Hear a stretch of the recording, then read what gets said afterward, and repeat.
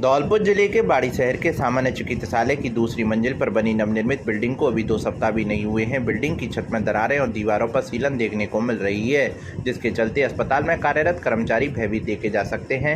लगभग 60 वर्ष पुराने नगर के मुख्य अस्पताल में कमरों की कमी के चलते NHRM द्वारा बिना सोचे समझे गैर जिम्मेदाराना रवैया के चलते पुरानी जर्जर बिल्डिंग की दूसरी मंजिल पर कुछ कमरों का निर्माण किया गया है, जिसे लगभग 2 सप्ताह पूर्व ही हॉस्पिटल के सुपुर्द किया गया है। लेकिन इस नए भवन में अभी से दरारें व सीलन देखने को मिल रही है, जिसके चलते अस्पताल में कार्यरत कार्मिक भय के साए में कार्य करने को मजबूर हो रहे हैं, क्योंकि इस नवनिर्माण कमरों के नीचे बने कमरों की छतों की पट्टियां कुछ दिन पूर्व ही टूटी थीं, जिसमें आनन फानन में लोहे की गाटर फंसाई गई हैं। ऐसे में इस पुराने कमरों के ऊपर नए कमरे में आ रही दरारों व सीलन ने कार्मिकों की चिंता बढ़ा दी है, जिसको लेकर नगर के नागरिक पार्षद रोहित मंगल, समाजसेवी रामदास तरुण, आकाश कपरेला, अनिल RTI ने कहा कि अस्पताल सबकी ज़रूरत का सार्वजनिक स्थान है। इस तरह की लापरवाही भविष्य के लिए खतरनाक साबित हो सकती है। ऐसे में इसकी जांच निष्पक्ष होकर जिम्मेदारों के खिलाफ कड़ी कार्रवाई होनी चाहिए। वहीं NHRHM के AN राकेश वर्मा का कहना है कि अस्पताल प्रशासन ने उन्हें पुरानी बिल्डिंग के मजबूत होने की बात कही थी। वहीं नई बिल्डिंग से पुरानी बिल्डिंग को सही तरीके से अटैच न होने की स्थिति में दरार दिखाई दे रही हैं, लेकिन अब देखकर लगता है कि पुरानी बिल्डिंग की हालत ठीक नहीं है।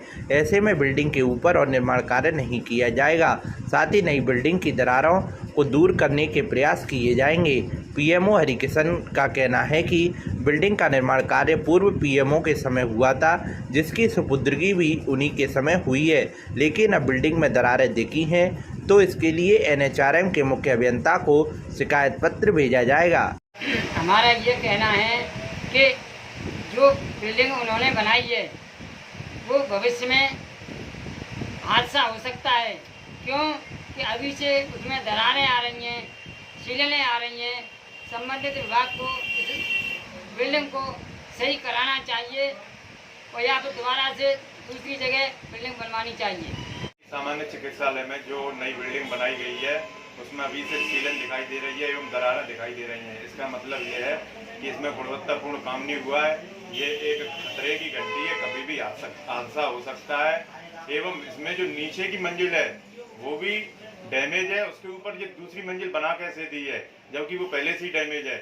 जब उसमें पहले से ही गाटर और फंसाकर उसमें वो व्यवस्था की गई है, इसका मतलब ये कभी भी हादसा हो सकता है। संबंधित विभाग इस पर ध्यान दे और हादसे से बचने के लिए इस पर गुणवत्तापूर्ण काम कराएं। अभी आपके द्वारा जो मुझे अवगत कराया गया है, मैंने आपके साथ मौका माना करके देखा है कि वहाँ पे जो पुरानी बिल्डिंग से नई बिल्डिंग का जॉइंट है वहाँ पे दरार दिख रही है। तो इसके लिए श्रीमान अभियंता जी को इन्फॉर्मेशन करेंगे, पत्र लिखेंगे और वो उचित कार्रवाई की, जो भी कार्य होगा उसको करवाएंगे इनसे। धौलपुर जिले की कोतवाली थाना पुलिस ने स्टेशन रोड पर कमल होटल के सामने कार्रवाई करते हुए एक आरोपी को 8 पुड़िया अवैध मादक पदार्थ गांजे के साथ गिरफ्तार किया है। कोतवाली थाना प्रभारी अनिल जसौरिया ने बताया कि उप निरीक्षक सुरेश चंद्र को जरिए मुखबिर सूचना मिली कि एक व्यक्ति कमल होटल के सामने एक प्लास्टिक की थैली में गांजा बेच रहा है, जिसकी सूचना पर पुलिस उप निरीक्षक सुरेश चंद्र के नेतृत्व में टीम गठित की जाकर कमल होटल के सामने पहुंचे, जहां पर एक व्यक्ति लाइट की रोशनी में गांजा रखकर बेचता हुआ मिला। पुलिस ने आरोपी सुरेश पुत्र चतुर सिंह जाति गुर्जर निवासी सहानपुर को गिरफ्तार कर उसके कब्जे से 8 गांजे की पुड़िया में करीब 20 ग्राम अवैध मादक पदार्थ गांजा जब्त कर कार्रवाई शुरू कर दी है। धौलपुर जिले के उभरते हुए चैनल हिंददूत पर न्यूनतम दर पर लगवाएं अपनी शिक्षण संस्थान व्यवसायिक प्रतिष्ठान का विज्ञापन। धौलपुर से खेमराज मीना, मोबाइल नंबर 72 300 30104। बाड़ी से राजकुमार शर्मा 78 78 38 83 37। राजा खेड़ा से योगेश शर्मा 93 51 87 84 48। शेरपुर से नीरज शर्मा 97 85 34 0075 और ओनी शर्मा 99 83 22 12 15। वसीडी से रोहित शर्मा 84 42 042 368। शर मथुरा से खेमराज मीना 72 300 30 104। मरना मनिया गजेंद्र गुर्जर 8824145598। Munish Thackeray mobile number 9782123654। तो फिर देर किस बात की, आज ही बुक कराएं अपना विज्ञापन। धौलपुर जिले के 220 केवी जेएसएस विद्युत विभाग के अधिशासी अभियंता सोन सिंह मीणा ने बताया कि 33 केवी मेन बस बार के रखरखाव कार्य के कारण 22 सितंबर को 33 केवी धौलपुर फीडर के धौलपुर शहर, भामतीपुरा, लाल बाजार, पुराना शहर व जगनटाकी क्षेत्र की 33 केवी डीसीसीसीपी चंबल फीडर के भरतपुर वाटर सप्लाई प्लांट की तथा 33 केवी कलेक्टेड फीडर के collected Jagdish colony, Mittal colony क्षेत्र की विद्युत आपूर्ति सुबह 7 बजे से 10:30 बजे तक बाधित रहेगी। इसी प्रकार 132 केवी जीएसएस विद्युत विभाग के सहायक अभियंता गौतम सिंह ने बताया कि 132 केवी जीएसएस मरैना धौलपुर पर रखरखाव होने के कारण 33 केवी मड़ा भाऊ, 33 केवी जसूपुरा, 33 केवी जाटौली फीडरों की विद्युत आपूर्ति 22 सितंबर को सुबह 9:30 बजे से दोपहर 1 बजे तक बाधित रहेगी। खुशखबरी। श्री सरनाम सिंह ITI में सीमित सीटों के लिए प्रवेश प्रारंभ। क्या आप रोजगार पाना चाहते हैं तो करें ITI डिप्लोमा, जिसमें मिलती है आपको 100% रोजगार की गारंटी।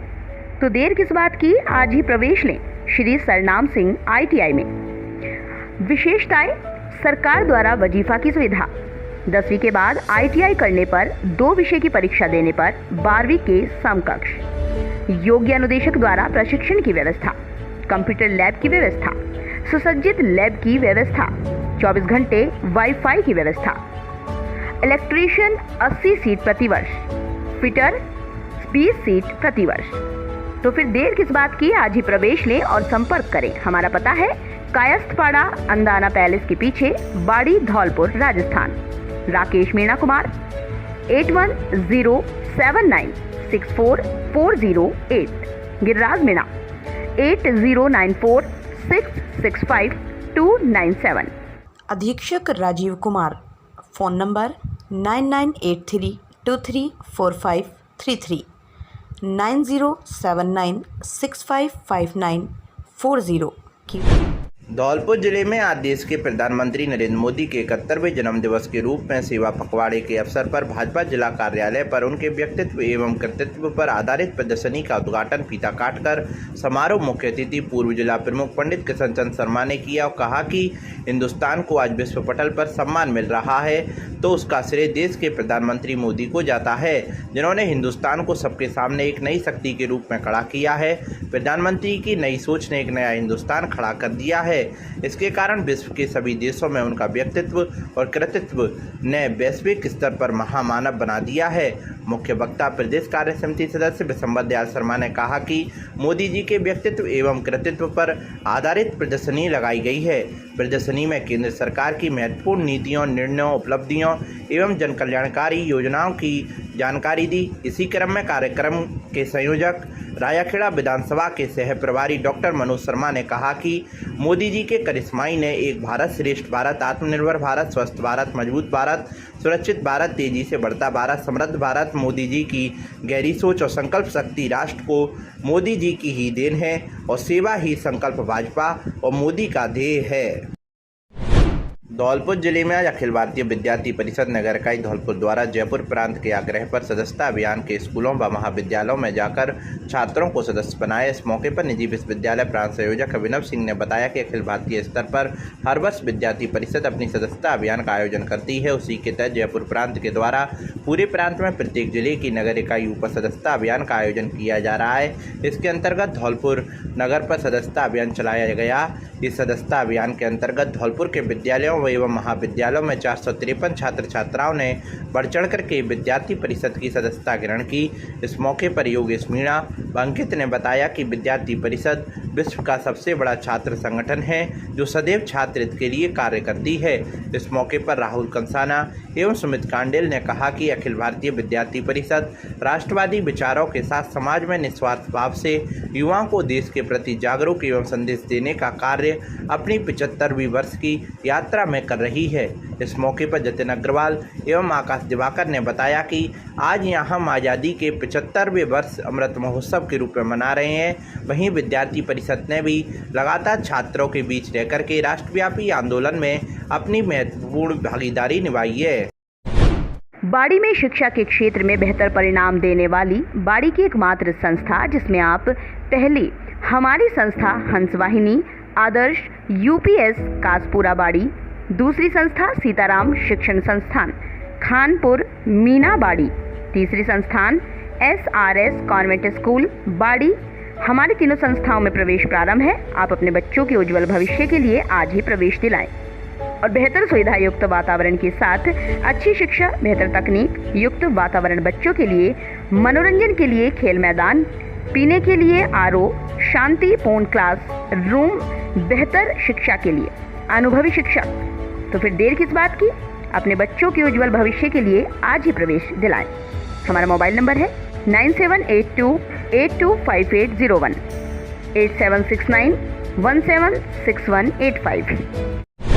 धौलपुर जिले की बसेड़ी विधानसभा के सरमुत्रा उपखंड सहित ग्रामीण इलाकों में तेजी से फैल रही लंपी वायरस क्षेत्र में कई गाय संक्रमित हो गई हैं। वहीं अब भी कई गौवंश लंपी स्किन वायरस की वजह से तड़प रही हैं और लंपी वायरस से गौवंश के शरीर में फफोले और रक्तस्राव भी देखा जा रहा है, लेकिन सरकार के कोई भी नुमाइंदे इस ओर ध्यान नहीं दे रहे हैं। हालांकि सरमुत्रा उपखंड सहित ग्रामीण क्षेत्रों में बजरंग दल व युवा शक्ति टीम द्वारा गौवंश का लगातार आयुर्वेदिक औषधि युक्त लड्डू खिलाकर संक्रमण रोकने का प्रयास किया जा रहा है। युवाओं द्वारा गौवंश को हल्दी, मेथी, काला जीरा, काली मिर्च, तिली का तेल, देसी गाय का घी, नीम गिलोय, अदरक, काजू, बादाम युक्त लड्डू बनाकर हर रोज प्रत्येक गाय को एक लड्डू खिलाए जा रहे हैं और समय समय पर गौवंश पर फिनाइल और डेटॉल, नीम की पत्तियों से बने तरल पदार्थ का छिड़काव किया जा रहा है। वहीं कई गौशालाओं में लंपी बीमारी से गौवंश को मुक्ति दिलाने के लिए विशेष जड़ी बूटियों द्वारा हवन पूजा का भी आयोजन किया जा रहा है। ग्रामीण क्षेत्रों में लंपी स्किन डिजीज बीमारी से ग्रसित गौवंश को सेवा में युवा तन मन धन से सेवा करने में जुटे हुए हैं। युवा गौभक्त एवं समाज सेवकों के सहयोग से प्रतिदिन गायों के लिए आयुर्वेदिक लड्डू एवं स्प्रे तैयार किया जा रहा है। युवा संक्रमण से बचाव के लिए छिड़काव के साथ गौवंश को लड्डू खिला रहे हैं। गौसेवक शिवम केमरिया ने बताया कि आयुर्वेदिक औषधियों से गायों में संक्रमण रोकने के लिए युवाओं द्वारा प्रयास किए जा रहे हैं और काफी हद तक गायों को राहत भी मिल रही है। गौसेवक विष्णु सेन ने बताया कि आयुर्वेदिक औषधि युक्त लड्डू का वितरण युवाओं के माध्यम से उपखंड सहित ग्रामीण इलाकों में गौवंश को खिलाया जा रहा है, जिससे गौवंश का इस लंपी बीमारी से बचाव किया जा सके। गौसेवक सौरभ व्यास ने बताया कि राजस्थान में चारों तरफ गौमाताओं में जानलेवा लंपी बीमारी पैर पसार चुकी है तथा चारों तरफ गायों की मृत्यु हो रही है। वर्तमान में गौमाता की बहुत ही दयनीय स्थिति बन चुकी है। इस दौरान सभी संगठनों को आगे आना चाहिए। इस दौरान बड़ी संख्या में बजरंग दल और युवा शक्ति टीम के सदस्य मौजूद रहे। धौलपुर जिले में आज बुधवार को दिन भर रुक रुक कर हो रही झमाझम बारिश से शहर के चारों तरफ जलभराव की समस्या को खड़ा कर दिया है। अश्विनी माह में लगातार हो रही बारिश से रबी की फसल को भारी नुकसान हुआ है। खेतों में पकी फसल पर बरसे पानी ने किसानों के माथे पर चिंता की लकीरें खींच दी हैं। बता दें कि जिले में पिछले कई दिनों से बारिश का सिलसिला बना हुआ है। बारिश से जहां मौसम खुशगवार है, वहीं इसने किसानों को मुश्किल में डाल दिया है। दरअसल सितंबर माह में अक्सर देखने को मिलता है कि बारिश कम ही होती है, लेकिन इस बार बारिश ने किसानों की चिंता बढ़ा दी है। खेतों में पकी पड़ी बाजरे की फसल को भी इससे काफ़ी नुकसान हुआ है। बारिश के कारण बाजरे की पकी बालें टूटकर गिरने लगी हैं। विगत 3 दिनों से धौलपुर जिले में हो रही बारिश ने किसानों को परेशानी में खड़ा कर दिया है। मौजूदा वक्त में खरीफ फसल पूरी तरह से पकाव पर खड़ी हुई है, जिसमें बाजरा, दलहन, तिलहन, ग्वार, ज्वार के साथ सब्जी की भी फसलें हैं। भारी नुकसान की संभावना दिखाई दे रही है। इस वक्त लगभग रात के 8 बजे का समय है। अभी भी बारिश का दौर इस समय जारी है। हमारे साथ वरिष्ठ पत्रकार हैं दैनिक भास्कर के जीतन परमार। स्थिति वो भी बताएंगे कि इस समय जो बारिश हो रही है फसलों की क्या स्थिति रहेगी। जीतन जी, इस महीने में जो रेनी सीजन रहा है, सबसे ज़्यादा बारिश इस महीने में देखी जा रही है। फसल पकाव की ओर पहुंच गई है। कई कई जगह तो खरीफ की फसल खेतों में कटी हुई पड़ी है, उसमें से दोबारा से बीज अंकुरित हो रहे हैं। सड़ने के कगार पर पहुंच चुकी है फसल। अब तक फसल बम्पर फसल के रूप में मानी जा रही थी, लेकिन लगातार 6-7 दिन से जो बारिश हो रही है उसने किसानों को चिंता में डाल दिया है। किसान चिंतित है। वहीं जो रबी की फसल की तैयारी किसान अब तक शुरू कर देता था, वह खेतों में जल भराव के कारण करीब 2 सप्ताह पिछड़ चुकी है। लेकिन सर अभी हालात ऐसे दिखाई दे रहे हैं उधर, अगर मौसम विभाग की यहाँ पर बात की जाए तो वो भी लगातार चेतावनी दे रहा है कि पूर्वी राजस्थान में लगातार कह सकते हैं मानसून का दबाव यहाँ पर देखा जा रहा है। तो ऐसी स्थिति में आगामी जो 1-2 दिन है तो आपको क्या स्थिति दिखाई दे रही है बारिश की, और इसकी क्या स्थिति रहेगी फसल की? वैसे देखा जाए तो बारिश तो अब महसूस हो रही है। सावन भादों में जो बारिश हुई थी उससे ज़्यादा बारिश अश्विन माह में हुई है, और बारिश से लगातार फसलों को तो नुकसान है ही, साथ ही इलाके में जल भराव की समस्या, और अब ये दौर चल रहा है जो संक्रामक बीमारियों का चल रहा है, तो इससे डेंगू मलेरिया जैसे रोगों में भी वृद्धि देखी जाएगी। तो आप देख सकते हैं हमारे साथ थे दैनिक भास्कर के वरिष्ठ पत्रकार जितेंद्र परमार, जिन्होंने साफ तौर पर यहाँ पर बताया कि फसल के साथ बीमारियों के फैलने की भी संभावना दिखाई दे रही है। फिलहाल इस वक्त की बात की जाए तो यह बारिश किसानों के लिए नाशूर बनकर बरस रही है। इससे खरीफ की जो फसल है, बाजरा, दलहन, तिलहन, ग्वार, ज्वार आदि जो भी फसलें हैं उसमें भारी नुकसान की संभावना दिखाई दे रही है।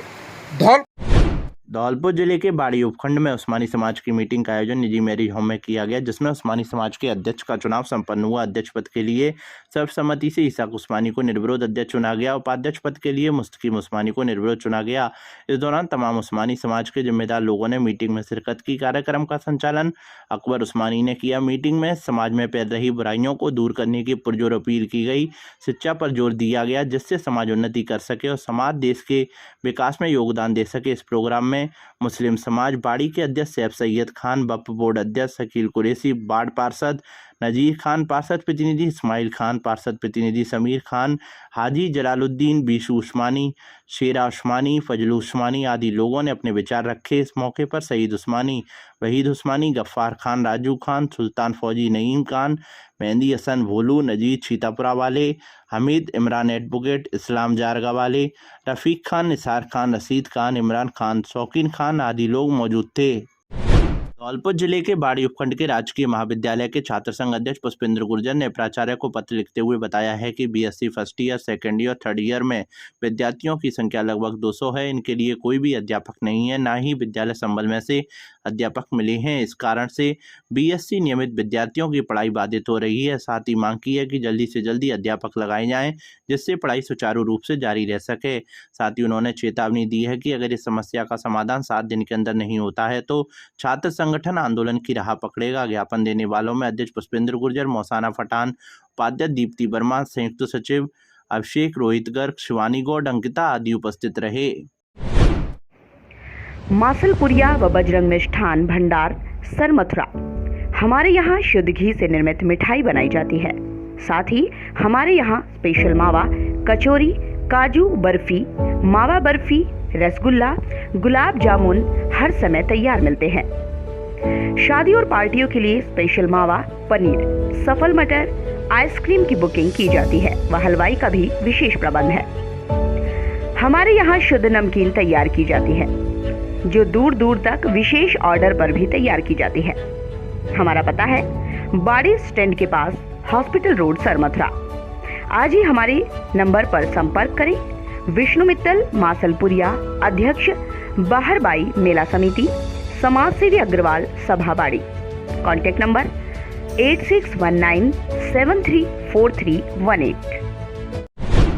लंपी वायरस से बचाव के लिए हुनर शक्ति फाउंडेशन संस्था कर रही बीमार पशुओं का इलाज। लंपी वायरस का प्रकोप बढ़ने के कारण हुनर शक्ति फाउंडेशन संस्था द्वारा बीमार पशुओं के इलाज के साथ ही क्षेत्र में जन जागरूकता अभियान चलाया जा रहा है। संस्था के निदेशक प्रशांत शर्मा ने एसडीएम को दिए पत्र में बताया कि लंपी वायरस का प्रकोप बढ़ने के कारण इससे बचाव के लिए हुनर शक्ति फाउंडेशन संस्था द्वारा 14 सितंबर 2022 से निरंतर कार्य किया जा रहा है। उन्होंने बताया कि लंपी वायरस का प्रकोप बढ़ने के कारण लावारिस पशुओं एवं किसान पशुपालकों के मध्य भय की स्थिति बनी हुई है, जो कि अपने क्षेत्र में पशुओं के लिए चिंता का विषय है। वहीं इसके लिए संस्था द्वारा किसानों एवं पशुपालकों में प्रचार प्रसार एवं जन जागरूकता कार्यक्रम चलाने के साथ ही संस्था की LSA टीम द्वारा राजाखेड़ा धौलपुर क्षेत्र के लावारिस पशुओं एवं गौवंश का इलाज किया जा रहा है। साथ ही पर्यावरण व वन्य जीव संरक्षण क्षेत्र में विस्तार के साथ साथ संस्था अपने उद्देश्यों को ध्यान में रखते हुए निरंतर सामाजिक विकास कार्य में अपना कार्य कर रही है। निदेशक शर्मा ने अपील करते हुए कहा है कि अन्य लोग भी इसके लिए आगे आएं और पशुओं को लंपी वायरस से बचाव के लिए अपना सहयोग देकर जन जागरूकता फैलाएं।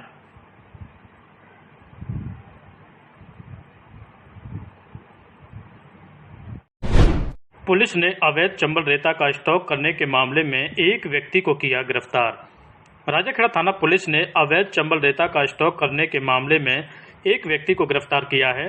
राजाखेड़ा थानाधिकारी सोहन सिंह ने बताया कि दिनांक 10 अगस्त 2022 को सहायक पुलिस उप निरीक्षक राजेंद्र प्रसाद में टीम द्वारा थाना क्षेत्र के दलेलकापुरा गांव के पास से करीब 50 ट्रॉली अवैध चंबल रेता के स्टॉक को जब्त कर उसे JCB मशीन की सहायता से नष्ट कराने की कार्रवाई की गई थी। वहीं थाना पुलिस द्वारा जानकारी करने पर पाया गया कि अवैध चंबल रेता का स्टॉक दलेलकापुरा निवासी प्रताप सिंह पुत्र जनक सिंह द्वारा किया गया है, जिसके बाद पुलिस ने मामले में IPC की धारा 379 वन्य जीव संरक्षण अधिनियम और फॉरेस्ट एक्ट में प्रकरण पंजीबद्ध करते हुए आरोपित की तलाश की जा रही थी, जिसे थाना पुलिस द्वारा आज गिरफ्तार किया गया है। फिलहाल पुलिस मामले को लेकर अनुसंधान कर रही है।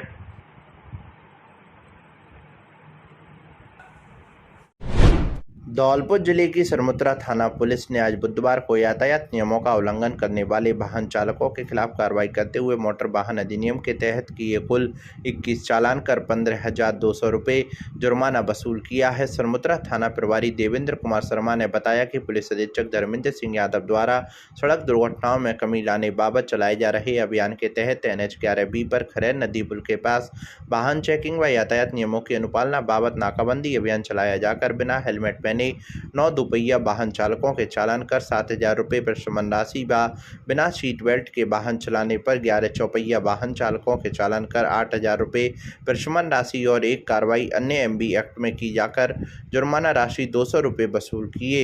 इस प्रकार MB एक्ट के तहत कुल 21 चालान कर कुल 15,200 रुपये प्रशमन राशि वसूल की गई। इसी दौरान वाहन चालकों, सवारियों व वहां से गुजरने वाले आम नागरिकों को समझाइश भी की गई कि यातायात के नियमों की पालना करें ताकि आपका अमूल्य जीवन बचाया जा सके व सड़क पर होने वाली दुर्घटनाओं में किसी की जान नहीं जाए एवं सड़क दुर्घटनाओं में भी कमी लाई जा सके। धौलपुर जिले के सरमुत्रा थाना इलाके के गांव डोमई में 20 सितंबर 2022 को दिन दहाड़े सूने घर में जीजा साले 2 चोर घुस गए। दोनों चोरों ने मकान के अंदर रखे संदूक बक्सों से आभूषण निकालकर बाहर पत्थरों के नीचे छिपा दिए, लेकिन इसी दौरान मकान मालिक और उसके परिजन खेतों से काम कर घर लौट आया और दोनों चोरों को चोरी करते हुए देख होश उड़ गए। मकान स्वामी ने शोर मचा दिया। भारी तादाद में ग्रामीणों की मौके पर भीड़ जमा हो गई। दोनों चोरों को रस्सियों से बांधकर ग्रामीणों ने लात घूंसों से जमकर मारपीट कर दी। मारपीट का वीडियो ग्रामीणों द्वारा सोशल मीडिया पर भी वायरल कर दिया गया। दोनों चोरों में एक नाबालिग बताया जा रहा है। हालांकि घटना की पुष्टि हिंदूत चैनल नहीं कर रहा है। बता दें कि सरमुत्रा थाना इलाके के गांव डोमई निवासी हरिओम मीणा 20 सितंबर को अपने परिवार समेत खेतों पर काम करने गया था। घर को सूना देख गांव का ही युवक बालकृष्ण पुत्र रमेश अपने नाबालिग साले को लेकर मकान में घुस गया। दोनों चोरों ने मकान के अंदर रखे संदूक और बक्सों के ताले तोड़ दिए, जिनके अंदर से सोने चांदी के आभूषण एवं नकदी को निकालकर पत्थरों के नीचे घर के बाहर छिपा दिया। लेकिन इसी दौरान मकान स्वामी हरिओम मीणा परिवार समेत खेतों से घर लौट आया। दोनों चोरों को घर के अंदर चोरी करते देख होश उड़ गए। मकान स्वामी ने शोर मचा दिया। मौके पर पहुंचे ग्रामीणों ने दोनों चोरों को बंधक बना लिया। दोनों को रस्सियों से बांधकर जमकर मारपीट कर डाली। चोरों द्वारा छिपाए गए आभूषणों को भी पत्थरों के नीचे से ग्रामीणों ने निकाल लिया। घटना का वीडियो जिले भर में सोशल मीडिया पर जमकर वायरल हो रहा है, लेकिन हिंदूत चैनल इस घटना की किसी भी प्रकार से पुष्टि नहीं करता है। उधर घटना को लेकर सरमुत्रा थाना प्रभारी देवेंद्र कुमार शर्मा ने बताया कि मामला एक ही गांव का होने पर दोनों पक्षों ने सहमति से राजीनामा कर लिया है। पुलिस को अभी तक किसी भी प्रकार की रिपोर्ट प्राप्त नहीं हुई है। राजाखेड़ा पुलिस ने 3 माह पूर्व हुई चोरी का किया खुलासा।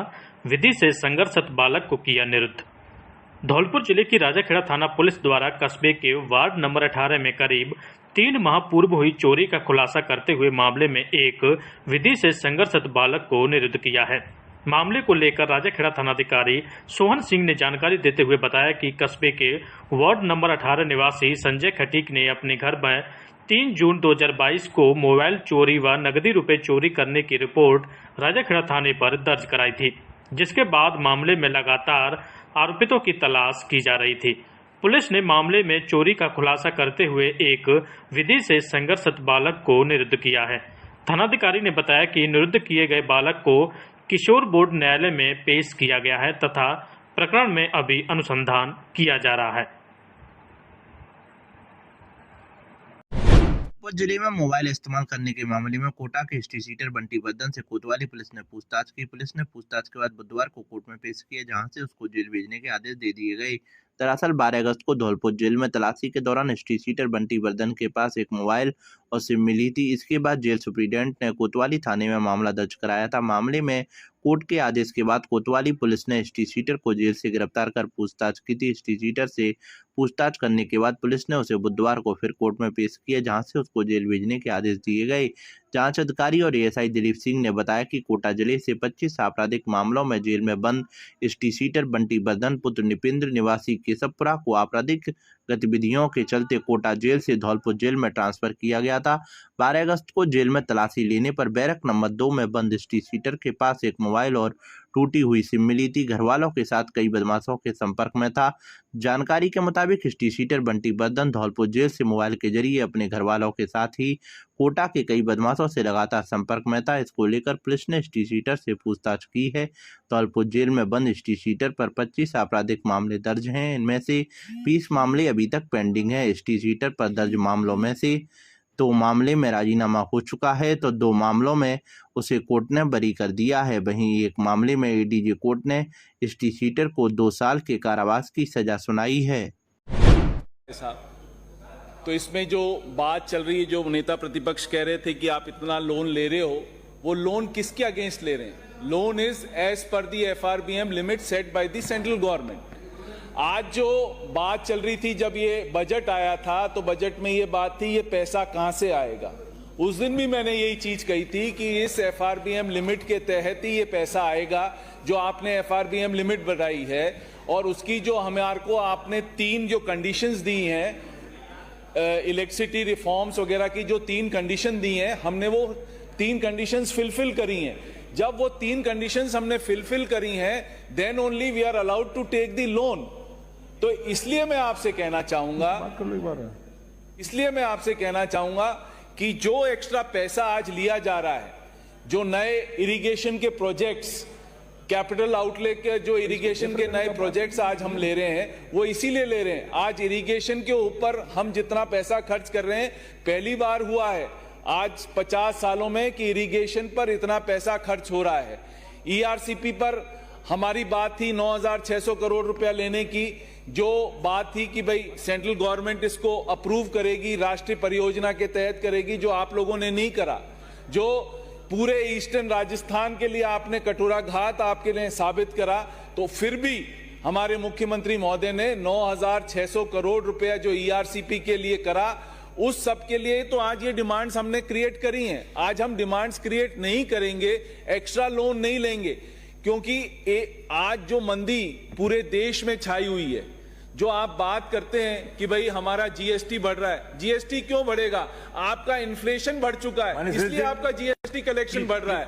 आपका इन्फ्लेशन लेवल आज 12 से 13% है, और उतना ही इंक्रीज आपका GST का हो रहा है।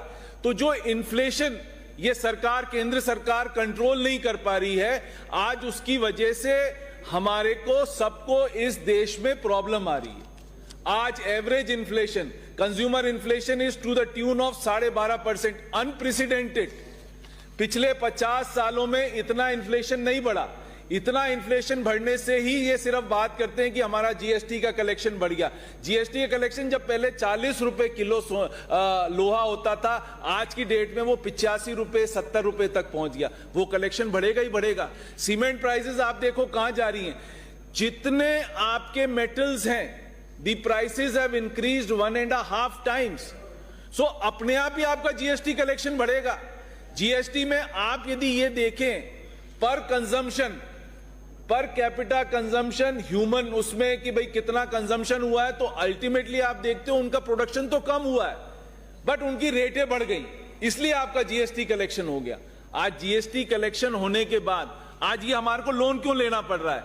यदि केंद्र सरकार 4.5 लाख करोड़ रुपया जो पेट्रोलियम और डीजल पर ये लोग कमाते हैं, उसमें से डेवल्यूशन कितना सा कर रहे हैं? 22,000 करोड़ का स्टेट्स को कर रहे हैं। उसमें से दे देना पैसा, तो स्टेट्स को ये लेने की जरूरत नहीं पड़ेगी। हम लोन लेने के लिए हमारे बाध्य नहीं करना पड़ेगा हमारे आप को। उसमें तो सरचार्ज लगा दिया आपने, एक्साइज ड्यूटी को हटा दिया, स्पेशल एक्साइज ड्यूटी के नाम से आप वो पैसा सिर्फ सेंटर में रख लेते हैं। और वो किस नाम से रख रहे हैं?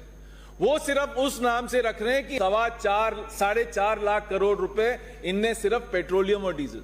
पहली बार हुआ है देश में जब पेट्रोलियम और डीजल की prices all around the world घट रही हैं, तब भी सरकार ने पेट्रोलियम और डीजल की प्राइसेस कम करना नहीं सोचा समझा। आप देखिए, जब 100 रुपए बैरल का, 100 रुपए डॉलर पर बैरल का क्रूड ऑयल था, आज की डेट में वो 88 रुपीज है। प्राइसेस तो आप बढ़ा देते हो, जैसे जैसे डॉलर बैरल पर प्राइस बढ़ रही थी वो तो आपने प्राइस बढ़ा दी। जब घटाने की बात आई, जब 100 रुपए से लेके 88 रुपीज हो गया, तो आपने कुछ भी नहीं करा। क्यों नहीं करा साहब? जैसे आप बढ़ा सकते हो वैसे आप घटा क्यों नहीं सकते हो? आप आम आदमी को रिलीफ ही नहीं देना चाहते। इशू ये है सबसे बड़ा कि आम आदमी को ये सरकार, कोई मोदी सरकार कोई रिलीफ नहीं देना चाहती।